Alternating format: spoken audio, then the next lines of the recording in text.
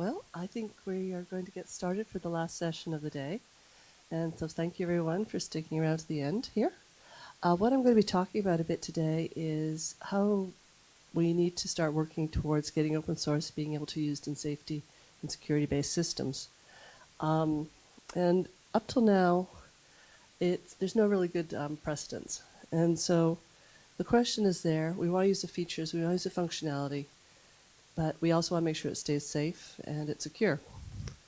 So the big question is, can open source be used with safety standards and security standards for that matter? I should probably adjust the slide. But the short answer is yes. However, there's a lot of major transformation necessary, a lot of forking, it's expensive, and the standards are complex and have been designed with a different mindset than is usual in the open source space. And there are many standards, a lot of which you have to spend a lot of money to get copies of, which is also antithetical to the open source ecosystem. There's a lot of standards out there. On the safety side in particular, 61508 is a reasonably good generic starting point, but there's a lot that can be derived from it. And there's a lot of different standards bodies out there to consult with as well. And in the end of the day, we want our software to be safe and secure. And so figuring out a pragmatic path to getting there is pretty much what this talk's working towards. One of the key things that's here is that the feature richness and complexity isn't enough. There is an adoption barrier unless we've got someone that is responsible for the software. And because people want to be, like it or not, we have a liability ecosystem here, and especially when people's lives are at risk here. So no one wants to be first too. So we've got this interesting challenge for open source. And we also have, to some degree, a software development culture clash. Open source pretty much thrives on building on others' work, fail fast, agile development methodologies, and so forth. Software development for certification is more of a formal discipline. It has requirements for building things. It has formal verification, provability, and so forth. So you've got these two different sets of engineering tasks to be worked towards. And so, why we have this culture clash is not quite enough. It's, difficult to map what open source development is using into terms that the V model and other methodologies are better used by the certification authorities. Specification of features is key here. Comprehension, documentation. There's a lot of documentation, there's a lot of evidence that has to be pulled together and then formally proven out. Traceability from the requirements to the source code is key, and the number of committers and who's committing and how much is known, these all play a role in the certifications. And this is not all this information that's gathered as part of the open source ecosystem. The V model, which seems to be at the heart of, at least on the safety side, the traceability, is making sure that every code has a path and that we have the references between the requirements in the actual code, the verification of those requirements with tests, their satisfaction from the decomposed requirements, and then the implementation links from user stories. So there's a lot of documentation and argumentation that has to go in to actually go after these safety stories. And when you're putting features in and changing things, I think, what was it?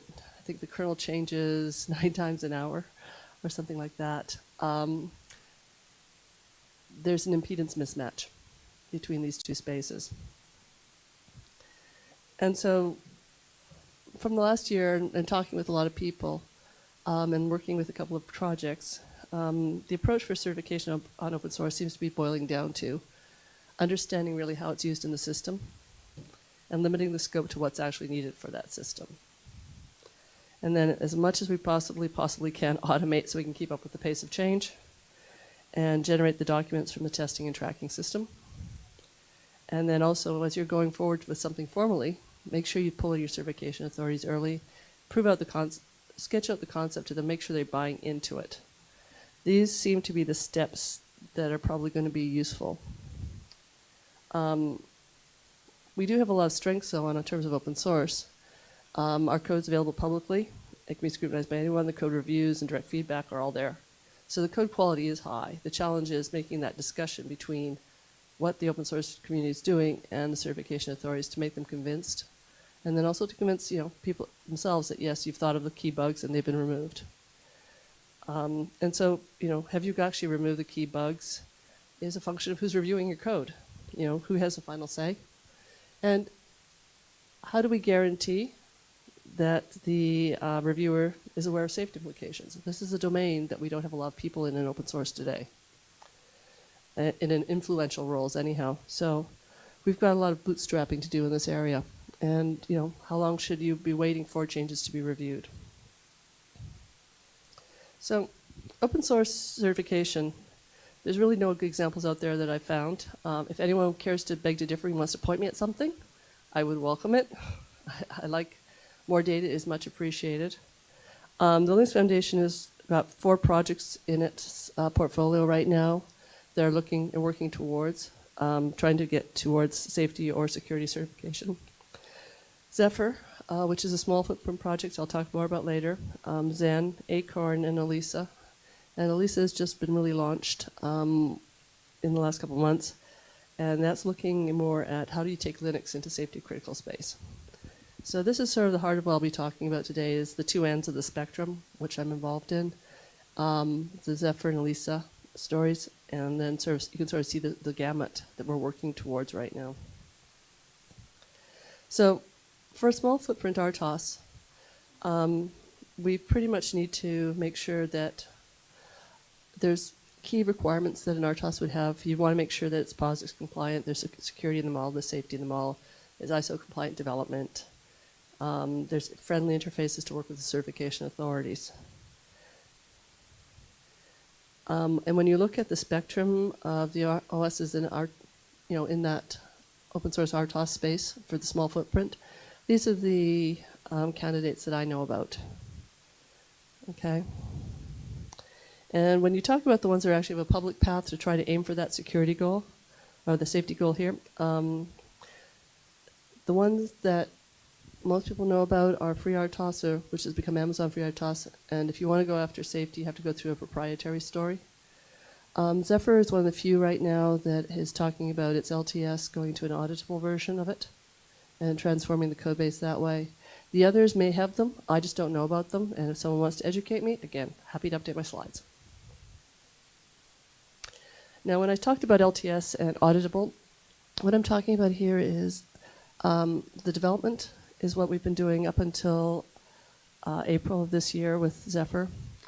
And we finally got the interfaces in a good enough shape that we basically cut our long-term support version, or LTS version. This is very much like what the Linux kernel is doing. We're trying to use some of that models to stabilize and set of that and go into auditable. This is part of restricting the scope, figuring out exactly what we're going to do, and then try to get it into more of that traditional flow. One of the key things here is, independent of which certification you're going after, is that we really need to make sure we have the base code at a high quality level. It has to be a foundation for everything, and that means getting rid of the bugs and not letting them come in the first place. And so it should be a goal of any project. I think the Linux kernel has a high quality standard, as does Zephyr. We're working towards it, and then it's a question of how do we improve it and demonstrate it.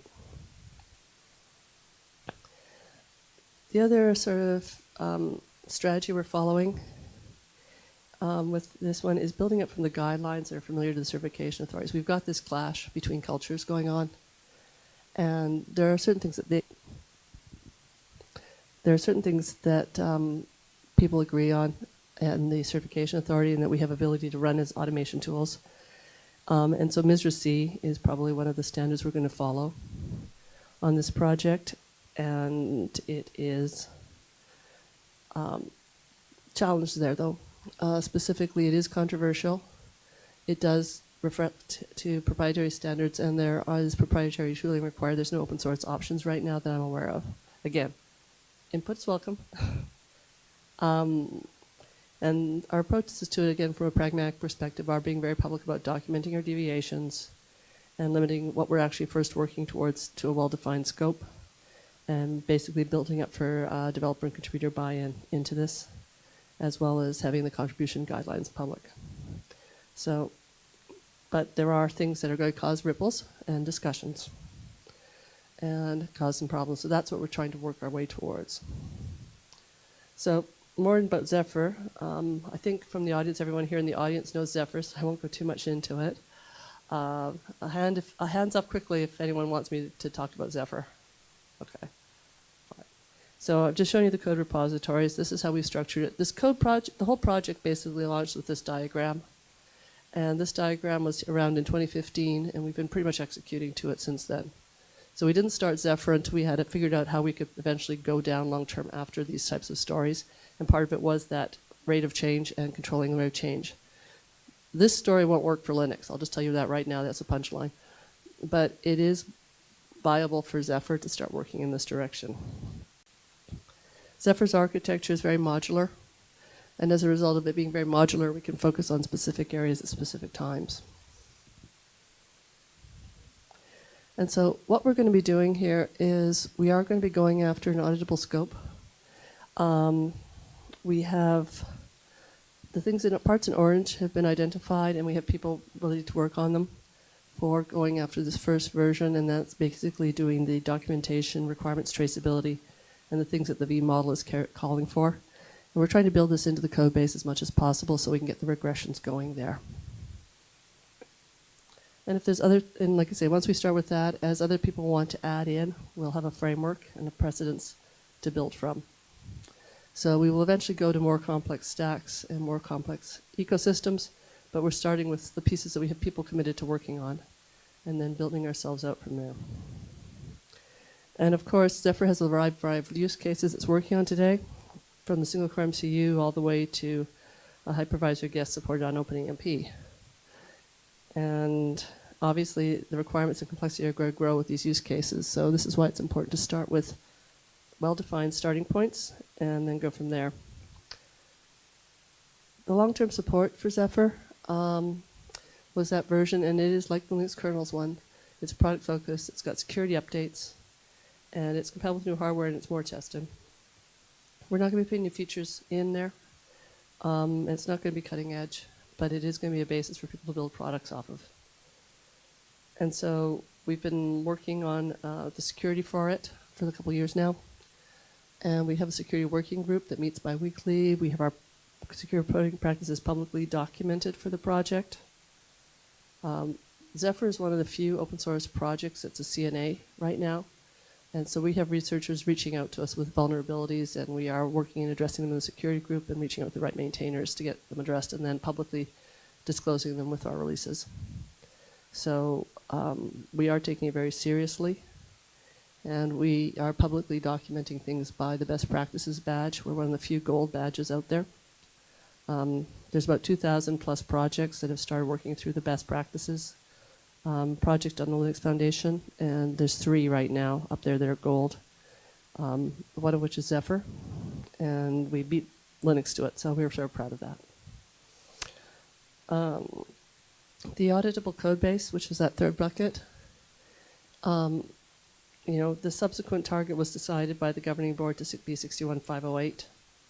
We'll be keeping the code bases in sync, and the more rigorous processes will be applied into that subset.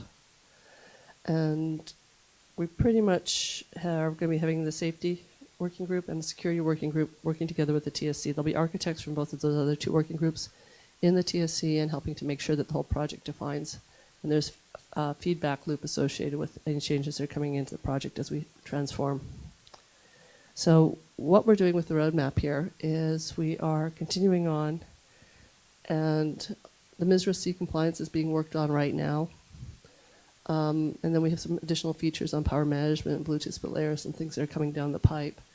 But then towards the end of the year, we'll probably be looking at getting the next gen Bluetooth technologies in and more of the quality standards being formally published that results from that, and having that code base there. And then into 2021, we'll be going after the formal certifications.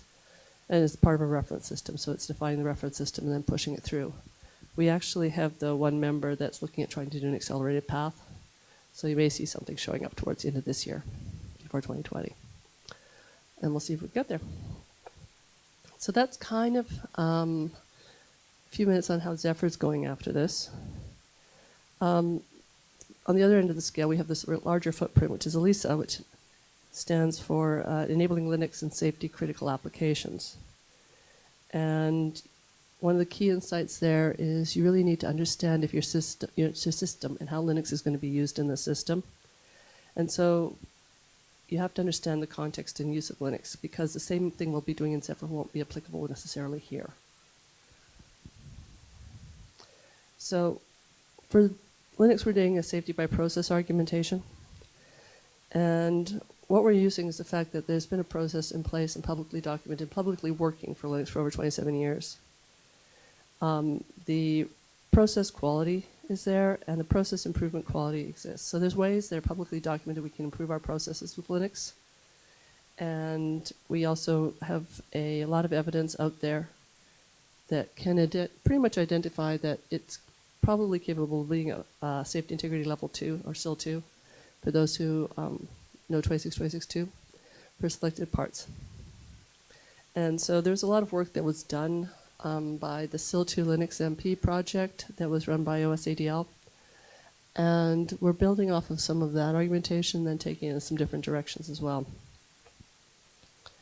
So the key for safety critical Linux and mainline Linux is really going to be the way you use it. The key here is it's mainline Linux.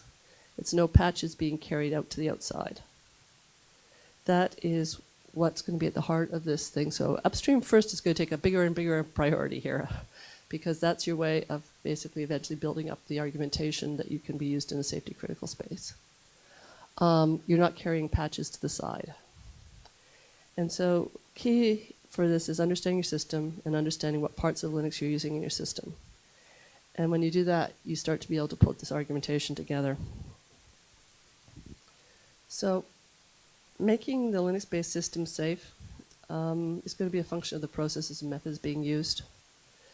And what are the qualities of a complex software system, and what are the qualities of the Linux kernel you're drawing off of? And these sorts of topics are not commonly talked about in developer circles, and so education is one of the things that we really need to be focusing on in this ecosystem. So you'll probably be hearing a lot of talk about safety in the next couple of years as part of trying to get this educational outreach about what's important to actually pay attention to here. So as we try to close this cultural gap, the industry is going to be needing these. There's a clear need. People are caring about it. People are wanting to try to get together to solve it. No one has a good idea how to do it right now. But the functionality and features that are out there right now in open source are too enticing for people. And it's too slow to develop other ways. So we're going to be using this basis about managing the risk in the product development cycle and making sure that we understand more and more about details about the system that's being used in the kernel and how they are interacting. And then, quite frankly, understanding the traceability, understanding what happens when you do a security update, understand, okay, if you've done your analysis and a security update happens, do you have to redo your analysis or not, or can it apply? These are the sorts of questions we're going to be tackling. So I think some more tooling is going to be needed that we have today. And that is kind of how we're working towards it. So we don't have a solution today, but we have a paths and ideas for closing this goal. ELISA got launched to share the development and effort on this part of the things. There's enough people that seem to buy into the thinking that they can't solve it on their own. They want to get together with other smart people and try to get these things figured out. And then, quite frankly, we've got the certification authorities on the other side who are sort of sitting there going, oh my God, it's coming at us. How do we do this? So we've got people from the certification authority side as well as the company side making products coming together and starting to have discussions. And we've also are starting to have some discussions with some of the regulatory authorities as well, because they also see that things need to change and they just don't quite know how. So figuring out how we can get Linux and simple things like Zephyr engaged is going to be the challenge for the next year or two. And how we actually can gather evidence in a standardized fashion and how we can actually do the better analysis. We've got tracing tools in the kernel right now. How can we actually make sure we actually have a better feel for which interfaces are being called, on a system, and then what are the potential dependencies beyond the kernel that are being pulled in, and then training materials needed here. So we have a well-defined governance on this project, and we are focusing on building it up as a community right now. Rather than top down, we're trying to actually do a grassroots bottom up and try to get the right people into the rooms and the conversations. And we're going to need to eventually put in together some education. And so this project is going to be focusing on that and getting the experts, as they figure things out, to be documenting them.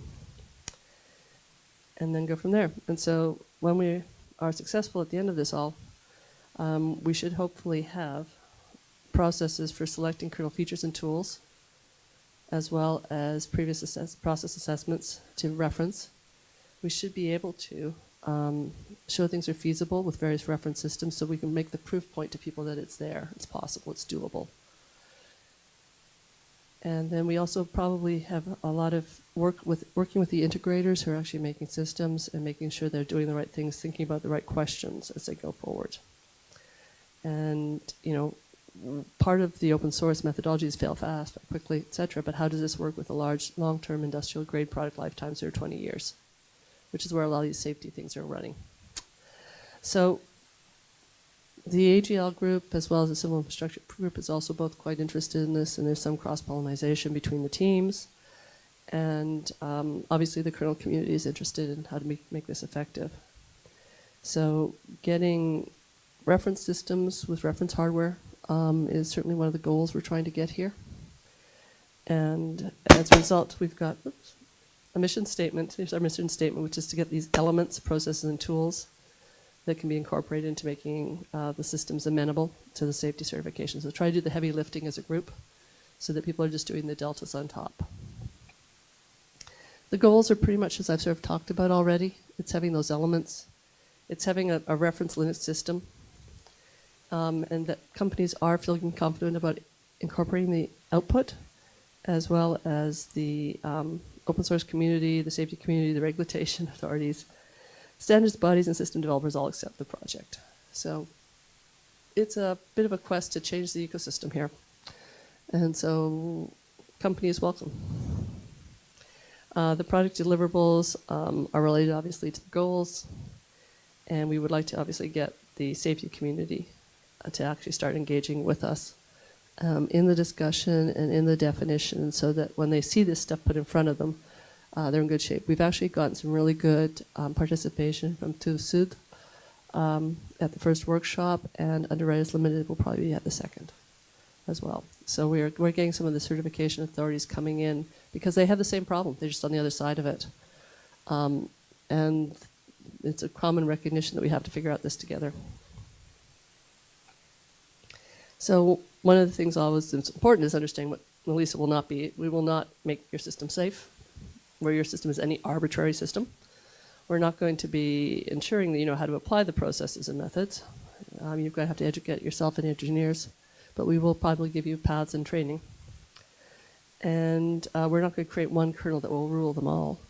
It's we're trying to figure out how anyone can take a relevant upstream kernel and make the argumentation appropriately, because one kernel to rule them all has been shown to be problematic over time. So it's better to actually try to figure out how we can have the process so you can pull the pieces together to prove something out. And we won't relieve you of your liability because we don't know what your system is.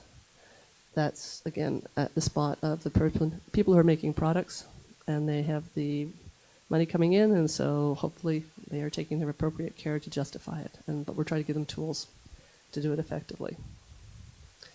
So we had a first workshop in 2 weeks ago now in Munich for ELISA, and there was 2 systems that sort of got broken into from the people that were interested in the room. Again, we're doing this as a grassroots community thing, and so people who are there who are interested. One of which is taking and extending on the open artificial pancreas system. This is an open source project that's been started by a bunch of type 1 diabetes and various technical friends. And everything on that project is open source, including the boards they're using. They're using Raspberry Pi.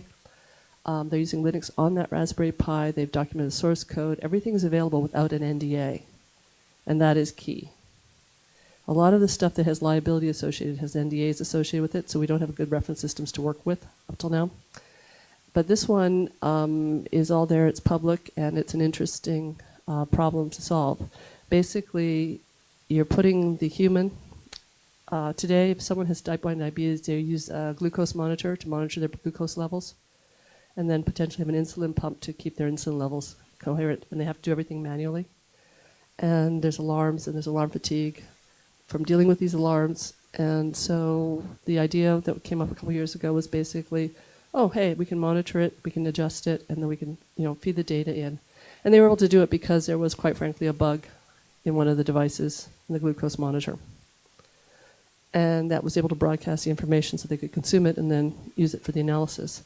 So they've got a lot of motivation to keep things safe because their lives are depending on it. They default back to the default states of the machine, which is the glucose monitor and the insulin pump. But what we're doing right now is doing a bit of an analysis on the Linux and what's being used on Linux, then working towards identifying those key interfaces, and then actually getting the components in the system and understanding what's happening tracing-wise.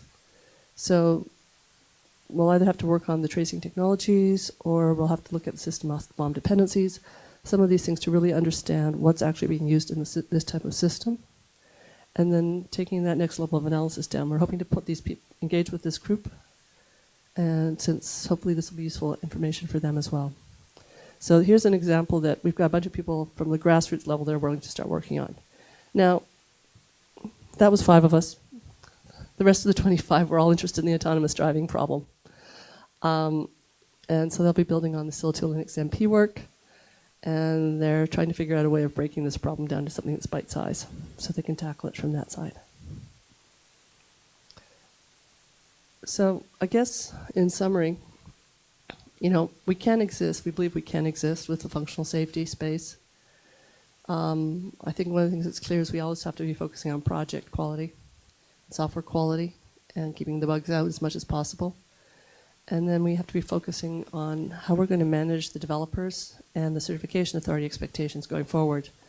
And part of that's going to be, in some cases, working within a well-defined scope and focus on the interfaces that matter to the system. And then understand realistically what system, you want to be using. And get buy-in from people early that the approach you're taking is going to be worth the time at the end of the day. And the certification authorities are usually quite willing to work with people on that type of model of understanding, okay, in fact, they tend to be very happy if you're coming to them and say, this is what we want to do, here's what it is this approach reasonable? Because they'd rather course correct you earlier than later. And so hopefully they'll be, by participating in this group, they'll be helping to course correct us as we're going along on the methodologies as well. And with that, I just have questions, if anyone has any questions about this. Go for it, Andy.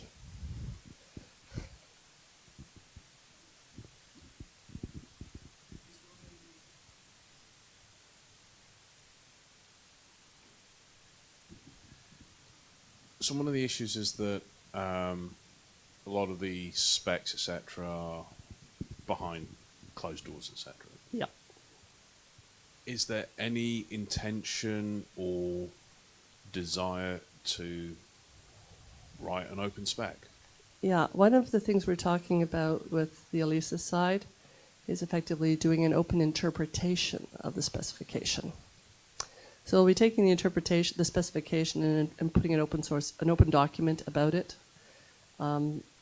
as to how to interpret it for some of the standards. And in some cases, we may start, as we get further down this path, there may be people who we can collaborate with on actually saying what really matters and putting that into a spec form, but that's not an initial first goal because we don't know what we don't know as a group right now in some ways. And they've got the full, like I say, there's a lot of entrenched interests in this space. And so the open source side is coming into this from a new perspective, and so the data should get interesting from that side. But I don't rule it out as a long-term goal, coming up with something that's open completely, and just basically coming up with the argumentation and say, okay, if you do this, this, this, and this, and we'll be doing part of that anyhow, but making that a formal standard is a different type of story. like I say, we're just starting to explore standards with OpenChain right now. Things like that. Does that help? Yeah, okay. Is there another question, or go for it?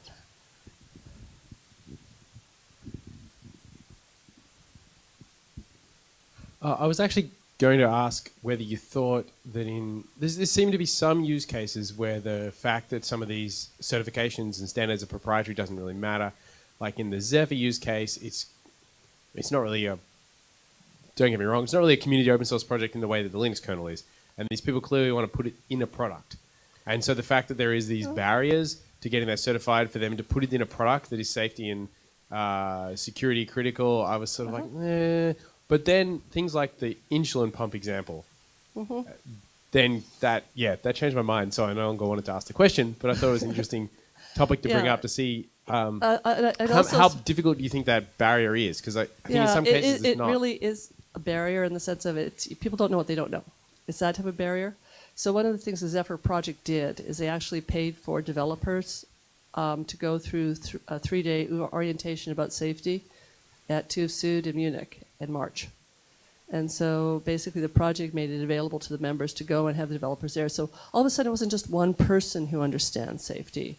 There was a couple handfuls to reinforce, there's about 10 people there to be able to reinforce each other. And as you're trying to build a community and shape the direction, having that sort of mutual reinforcement is going to be key for actually making it happen. So these are some things that, like on the Zephyr side, we're doing. And I'm hoping that we'll figure out equivalents on the Linux side as well for that education thing. Because you can go around and give talks about these things, and you can bring experts in to give talks. But if people aren't there to listen and don't understand the relevance to themselves, they don't absorb it as much. And so it's making it so that there's a community and there's people that are seen as leaders to be listened to. And then some of this is going to effectively be a community building exercise, which is interesting to me too as well. Thanks. Okay. Any more questions? Well, thank you very much for your attention and staying around for the end of the day, end of the session. Thank you.